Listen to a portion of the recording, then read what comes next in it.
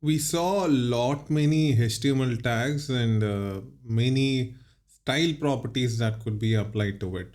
Now, if we look at the table HTML tag or the TH HTML tag, we just see the style property and the padding property.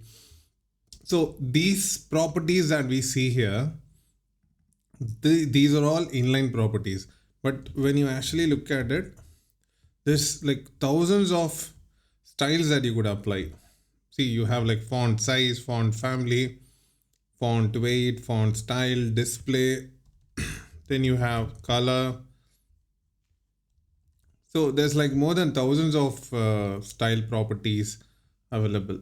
Now these style can be applied inline, internal or external. Now it's always better to keep one style after the other, so the the reading makes easy.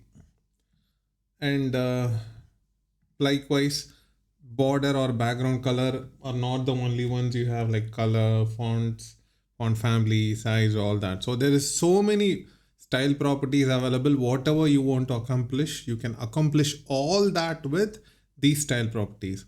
Now these style, we won't call it as styles anymore, we will call it as CSS. Now these CSS are all the same.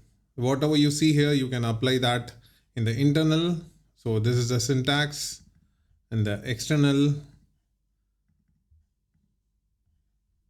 this way.